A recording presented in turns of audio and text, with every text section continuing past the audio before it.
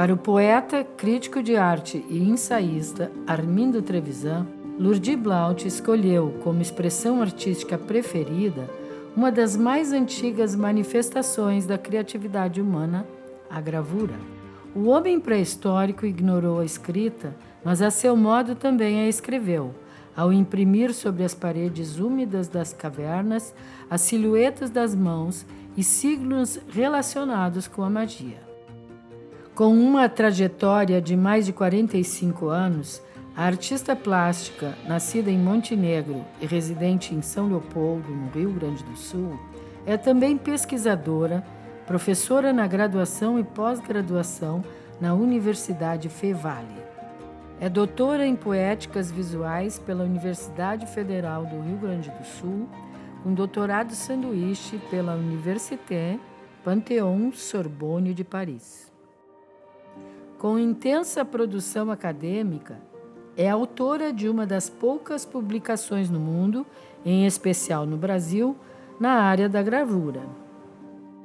Para Mônica Zielinski, o livro de Lurdy Blount, fruto de sua tese Marcas, Passagens e Condensações, Investigações de um Processo em Gravura Contemporânea, preenche uma lacuna e contribui ao trazer uma valiosa reflexão sobre este gênero artístico, em especial a partir de uma experiência vivida de forma intensa pela autora, que, antes de tudo, é uma artista na área da gravura.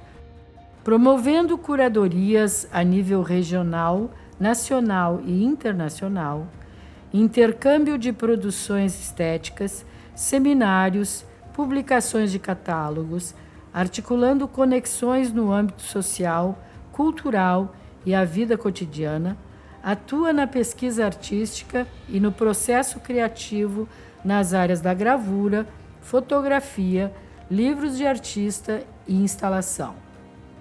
Além de inúmeras exposições coletivas no país e exterior e mais de uma dezena de exposições individuais, é reconhecida e premiada tanto no Brasil como no exterior. Na temporada 2021 do Espaço Cultural Antiga Matriz, a artista apresenta a exposição Impressões Poéticas, Xilogravuras de Lurdy Blount, trazendo as séries Taim e Lagoa do Peixe e Biguás, tendo por tema a natureza exuberante destes lugares ao sul do Rio Grande do Sul. As imagens que compõem esses trabalhos, por meio do gesto de gravar, procuram evidenciar uma certa permanência de um momento efêmero.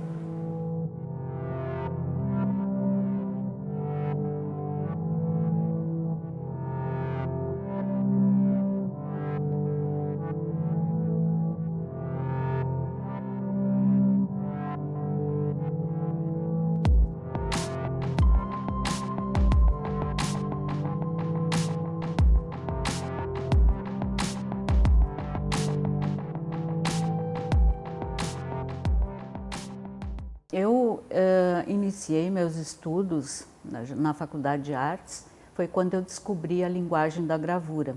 Antes eu fazia pintura, inclusive outras coisas, mas foi com a linguagem da gravura que eu realmente me encontrei, né, como artista. Claro que desde a década de 70, eu trabalho com gravura, inicialmente mais com xilogravura, que é uma gravura realizada na madeira. Como eu tenho aqui,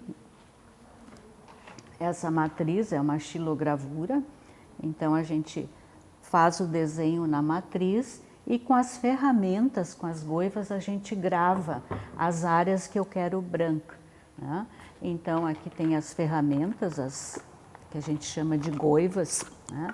São ferramentas com diferentes tipos de cortes, e cada ferramenta vai me dar um tipo de textura, enfim, uma relação.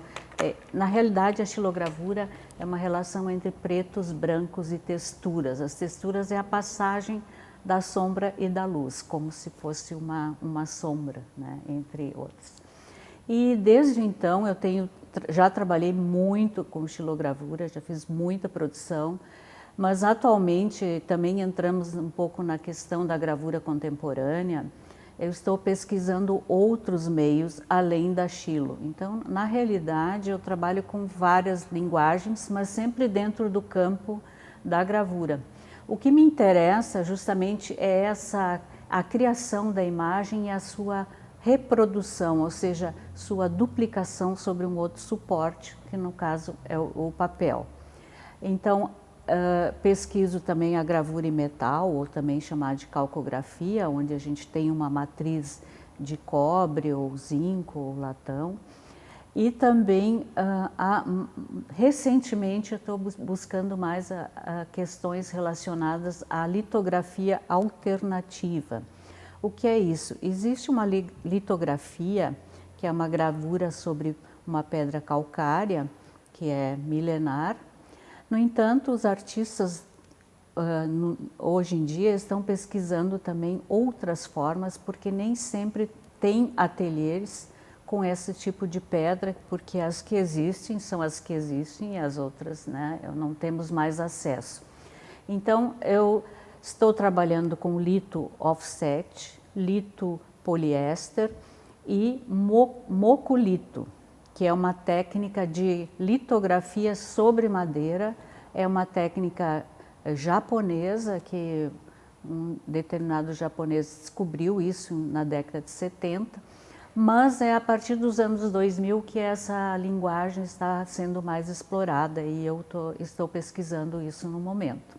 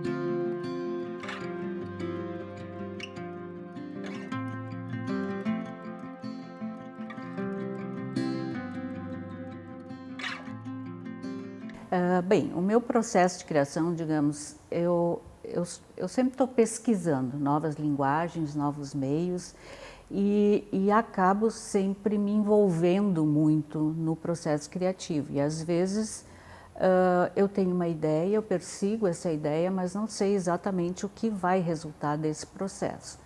Então, às vezes até o acaso entra, mas esse acaso faz parte de uma provocação, né? Então não é algo aleatório, mas faz parte já do processo a partir de determinados materiais com que eu estou lidando no momento. Mas a partir dos anos 2000 eu começo a pensar um pouco sobre a ideia de duração, de tempo, de permanência.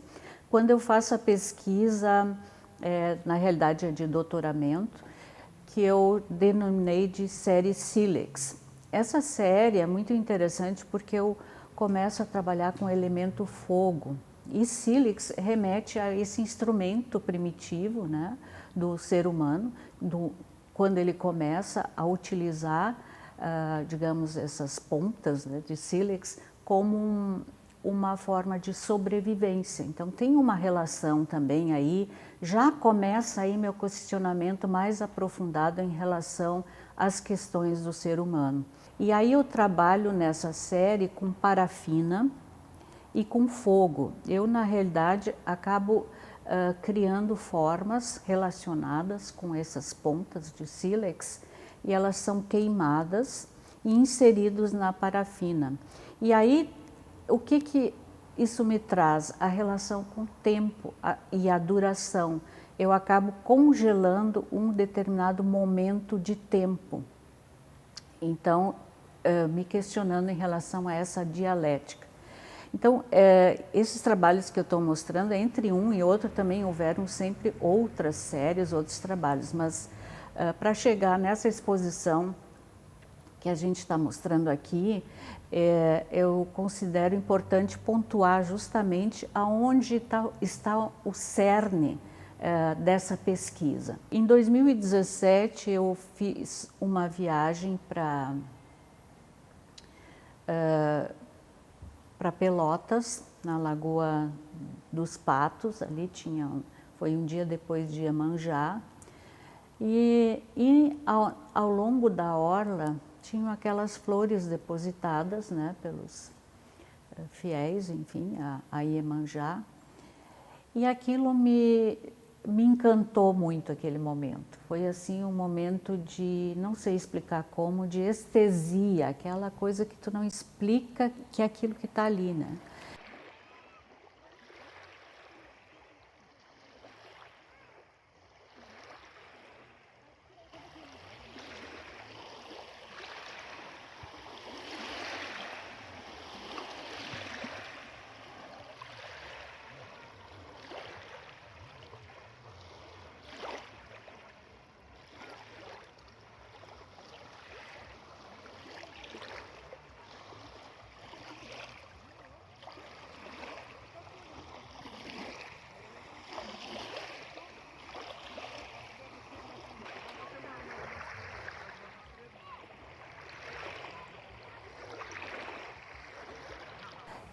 E depois então surge essa série, né, Oferendas, mas não só pela questão das flores, né? Isso foi um processo desencadeador de uma ideia, de um pensamento, de um sentimento em relação do homem, do ser humano com a natureza. A partir desse trabalho anterior das oferendas, eu começo a fazer passeios também por esses locais de preservação ecológica e também registrar elementos, né, que compõem essa natureza.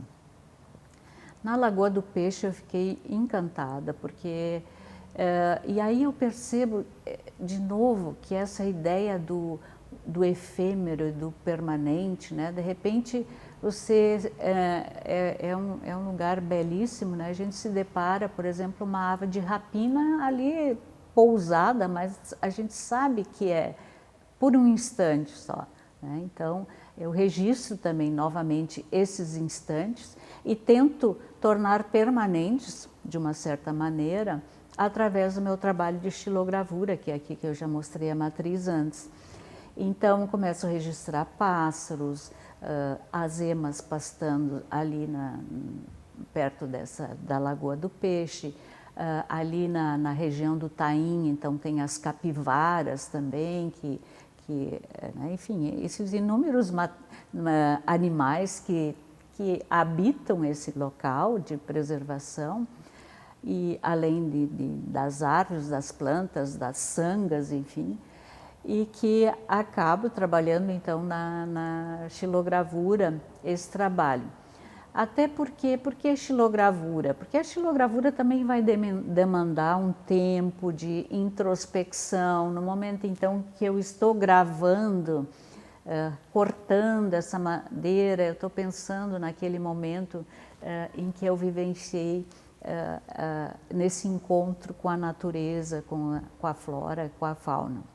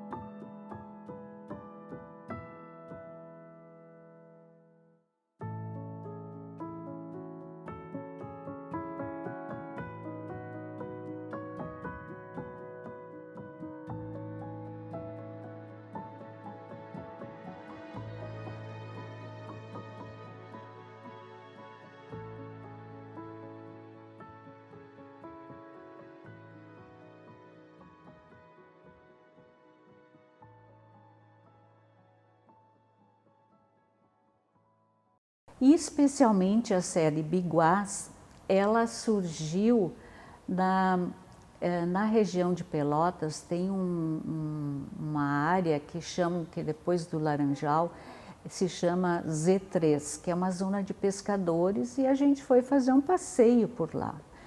E aí me deparei ali com aquela imensidão de biguás ali, milhares voando e mergulhando para... Então foi um outro momento de, por acaso, né? Mas um momento de encantamento, de aquilo que eu já comentei, né? De estesia, assim, de ver uma beleza ali naquele momento.